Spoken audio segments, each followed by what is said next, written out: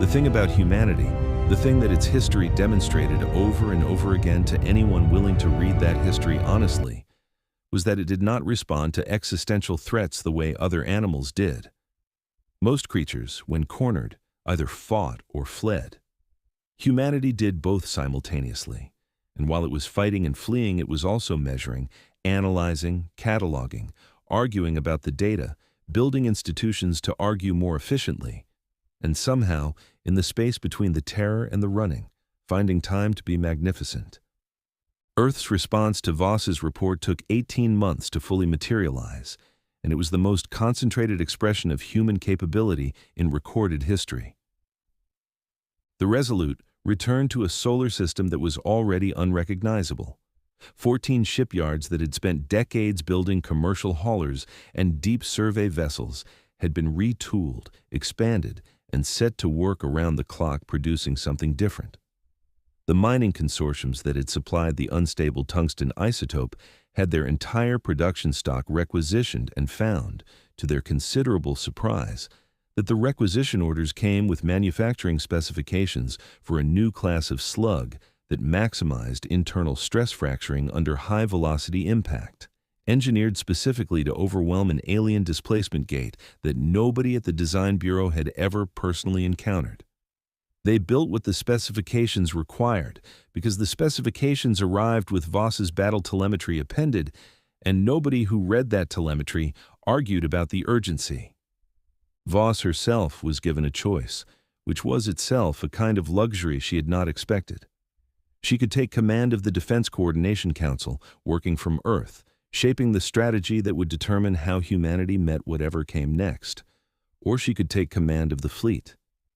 She took the fleet because she was the only living human being who had seen the alien ship fire, and because that knowledge lived in her hands and her nerves and the particular way her eyes moved across a tactical display, and she did not trust it to survive the translation into briefing documents and committee discussions intact.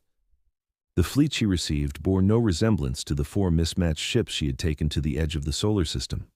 31 vessels, each purpose-built, their railgun arrays engineered from the ground, up around the tungsten isotope and the chain-fire principle that Webb had derived from the Tarot's dying telemetry.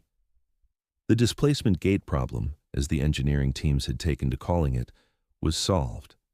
What was not solved, and what kept Voss awake through more nights than she cared to count, was the problem of the weapon itself, the pulse of distorted light that had unmade the Meridian and the Tarot and the Bellwether without leaving so much as a debris field behind. Meta, who had followed Voss back from the wreck site and declined 3 separate offers of a university position in order to continue his work, had spent the intervening months building a theoretical model of the weapon based on the terawatt energy readings Webb had captured in those final seconds. His conclusion, delivered in a document dense with mathematics that only a handful of people on Earth could fully parse, was straightforward in its implication, if not its derivation. The weapon did not destroy matter. It displaced it, using the same gate principle as the ship's defensive field, operating at a scale and intensity that essentially translated a target from its location in space to somewhere else, somewhere that Meta's equations described but declined to name in any physical terms that made intuitive sense.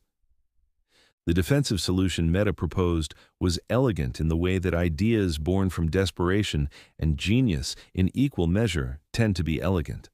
If the weapon was a gate, it required a defined target to open, and if its targeting mechanism operated on the same resonance frequency as the defensive field, then a sufficiently dense cloud of fractured tungsten isotope deployed between the weapon and its target at the moment of firing would do to the weapon precisely what the chain fire technique had done to the gate. It would clog it, force it to attempt to process and displace a volume of dense, unstable material far beyond its operational capacity at the precise moment it was trying to process something else entirely. It was, Meta noted at the end of his report, the same basic principle as jamming a door with gravel. He apologized for the inelegance of the metaphor. Voss thought it was the most beautiful thing she had read in 18 months.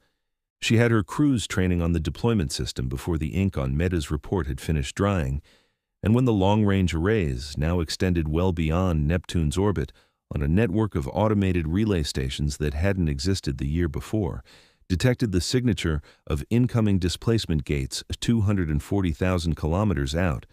She was ready in the way that only someone who has survived being unready once can truly be ready.